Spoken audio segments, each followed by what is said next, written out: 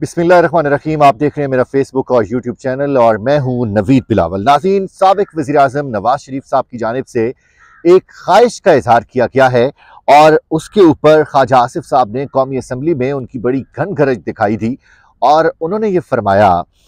कि इदारों में बैठे हुए लोग साबिक वज़ीर-ए-आज़म नवाज शरीफ से माफ़ी मांगें, बल्कि उनके लिए रेड कारपेट का अगर अरेंज करें ना,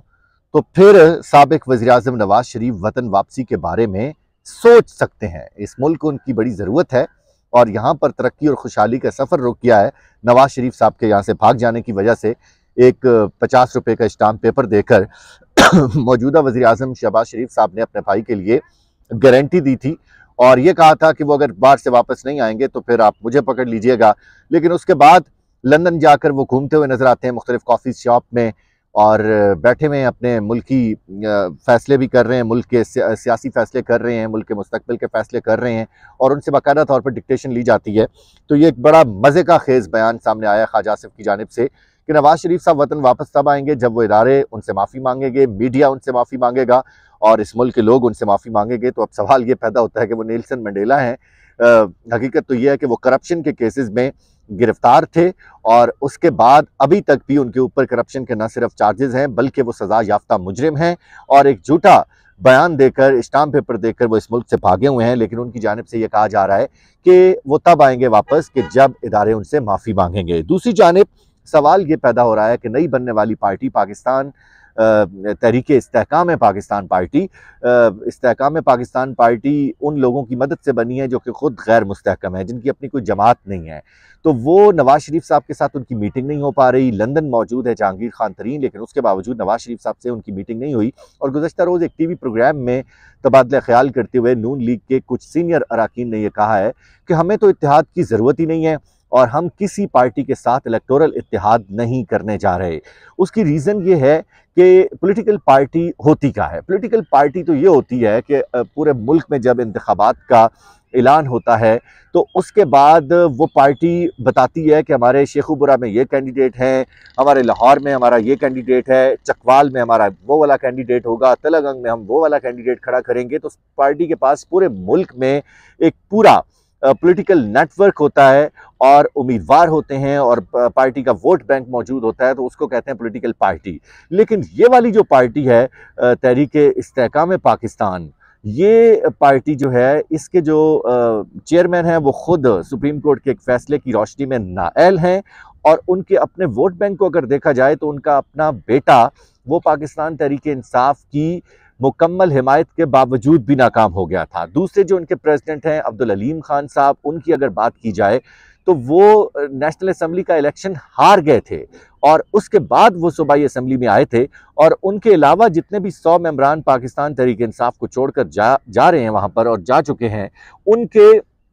एक एक हल्के की भी अगर बात की जाए उन उम्मीदवारों की, तो उनके अपने हल्कों में वोट बैंक सिर्फ इमरान खान के नाम पर उनको मिला था और अब वो अपने हल्कों में जाने की पोजीशन में भी नहीं है। तो उसके बावजूद ये उनके साथ जो है एक कोलिशन कायम करने की जो खबरें आ रही थी, तो उसके ऊपर अब तरतीब सामने ये आ रही है। ये पार्टीज आपस में लड़ पड़ी हैं अभी से और वो कह रहे हैं जी हमें इस्तेहकाम पाकिस्तान पार्टी के साथ इत्तेहाद ही नहीं करना, यानी कि जिस पार्टी का भी मुकम्मल तौर पर ढांचा ही नहीं तश्कील पाया उसके साथ इत्तेहाद नहीं करना और जिसको इसी मकसद के लिए बनाया गया था कि ये जाकर पाकिस्तान तहरीक इंसाफ का वोट बैंक खराब करेगी। तो पाकिस्तान तहरीक इंसाफ के चेयरमैन इमरान खान साहब ने इन पार्टीज़ के जितने भी लीडरान हैं उनके बारे में बस 2 से 3 मिनट की गुफ्तगू की है, तो हल्कों से रिस्पांस इस तरह का आना शुरू हो गया है कि वो अब अपने हल्कों में मुंह दिखाने के लिए भी नहीं जा सकते। तो इस सूरत हाल से ये जो मौजूदा सेटअप है ये बहुत परेशान है और जिन लोगों ने ये पार्टी बनाई है वो भी ये कह रहे हैं कि इसका मतलूबा जो हदफ था और जो मतलूबा इनके जो हमें रिजल्ट चाहिए थे वो दस्तयाब नहीं हुए। हमने तो ये सोचा था कि पाकिस्तान पीपल्स पार्टी का वोट बैंक जो है उसको खराब करने के लिए ये पार्टी शायद किसी काम आएगी, लेकिन इस वक्त वो पार्टी अपनी बका की जंग लड़ रही है। दूसरी जानिब आपको ये बताएं कि कराची का इंतखाब जो है वो मुर्तज़ा वहाब साहब जीत चुके हैं, लेकिन वो जीत किस तरह से चुके हैं? शो ऑफ हैंड्स के जरिए वोटिंग की गई है और गैर सरकारी नतीजे के मुताबिक पीपल्स पार्टी के मुर्तज़ा वहाब 173 वोट लेने में कामयाब हुए, जबकि हाफिज नईम ने जमात इस्लामी से ताल्लुक था जिनका 161 वोट लिए हैं। इस दौरान आज बड़े पुरतशद्दुद वाक़यात जो है वो कराची में देखने में नजर आए। हमने एक विजुअल देखा जिसमें रेंजर्स के एहलकार जो हैं वो बाकायदा तौर पर जमात इस्लामी के वोटर्स को मार रहे हैं, पीट रहे हैं, उनको डंडों के साथ मार रहे हैं और अपनी गाड़ियों में बैठाकर ले जाते हुए दिखाई दिए। जमात इस्लामी कराची और पीपल्स पार्टी के कारकुनान ने आर्ट्स काउंसिल कराची के सामने शदीद नारेबाजी भी की और 33 अरकान गैर हाजिर रहे हैं जिनको गायब करवा दिया गया। पीपल्स पार्टी ने धांधली के बदतरीन रिकॉर्ड तोड़े हैं कराची में। अदरवाइज पाकिस्तान तहरीक इंसाफ की हिमायत थी, लेकिन पाकिस्तान तहरीक इंसाफ के भी कुछ लोग, क्योंकि जमात इस्लामी के बहुत सारे लोगों की जानिब से तहरीक इंसाफ के लीडरान के बारे में जो बात की जाती है तो उस पर बहुत सारे लोगों ने वोट देने से इनकार कर दिया था।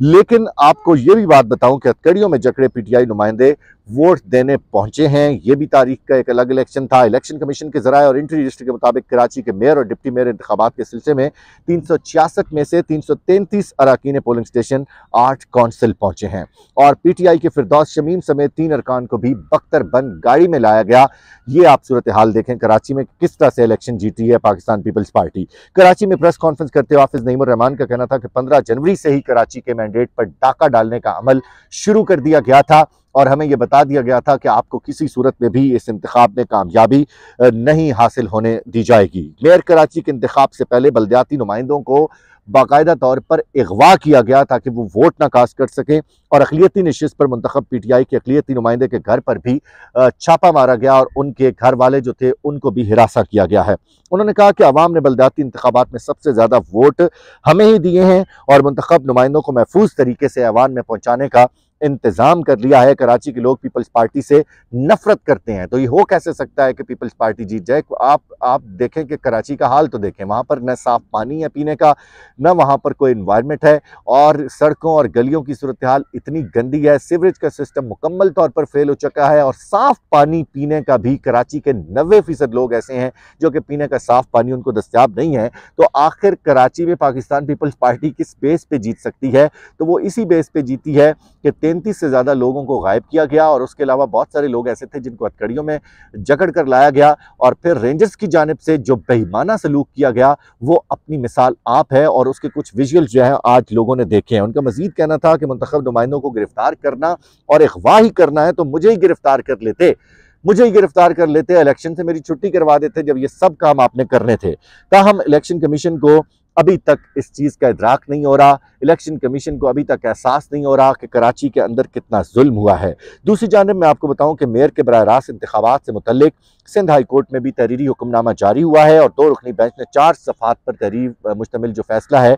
वो सुना दिया है। बल्दियाती तरमीमी एक्ट के खिलाफ भी आपको बताएं कि जमात इस्लामी की दरख्वास्त अब मंजूर हो गई है और बराह रास्त मेयर और डिप्टी मेयर का इंतखाब कलअदम करार दिया गया है। लेकिन दूसरी जानिब इमरान खान को सच्चा तस्लीम कर लिया गया अदालत में और मेयर कराची का इलेक्शन जीतने वालों के लिए अब एक बुरी खबर भी है कि मामला चला गया कोर्ट के अंदर। अदालत ने अपना डंडा अब मुकम्मल तौर पर चला दिया है और 4 सफ़ाती फैसले में इंतखाबात को कलअदम करार देने का ऐलान भी मुतवक्के है। और अब अगर गेम चली गई है कोर्ट के पास, अगर जमात इस्लामी के वकला अच्छा खेलते हैं तो पीपल्स पार्टी को टफ टाइम दिया जा सकता है। बहुत सारे विजुअल्स ऐसे हैं जो कि पाकिस्तान पीपल्स पार्टी का जो आज का किया धरा था उसकी अक्कासी करते हैं और जमात इस्लामी के अगर वकला अच्छी जंग लड़ने में कामयाब हुए तो फैसला तब्दील भी हो सकता है। मिलते हैं अगले व्लॉग में।